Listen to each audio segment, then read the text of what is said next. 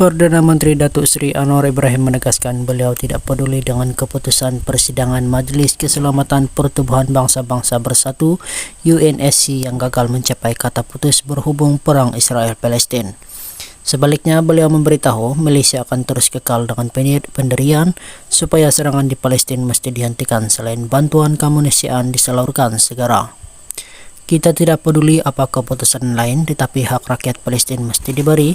Soal tanah, harta dan marwah mereka mesti diberi keutamaan.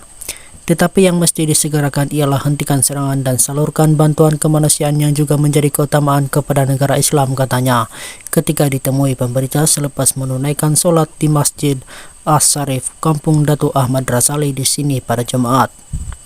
Dalam pada itu, Perdana Menteri berkata Malaysia akan terus menjalankan kerjasama dengan Pertubuhan Kerjasama Islam OIC dan Liga Arab serta mengadakan rundingan setiap hari untuk perkembangan semasa. Apa yang perlu dilakukan sekarang ialah menghentikan serangan dan menyalurkan bantuan kemanusiaan. Itu keutamaan kita Malaysia sekarang. Apa yang penting soal bantuan kemanusiaan, makanan dan perubatan perlu disegerakan dalam masa sama.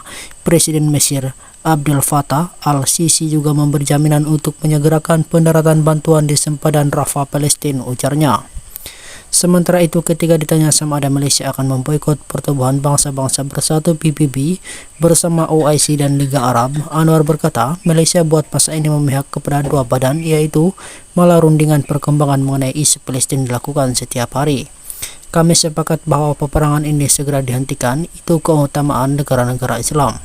Sebelum ini, UNSC sekali lagi gagal mencapai keputusan berhubung perang Palestin-Israel ketika krisis kemanusiaan di Gaza semakin meruncing.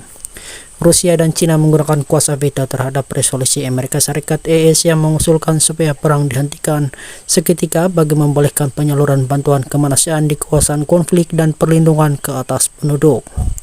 PBB melaporkan bahwa kegagalan itu disebabkan usul berkenaan tidak mendapat sokongan sekurang-kurangnya 9 negara anggota UNSC.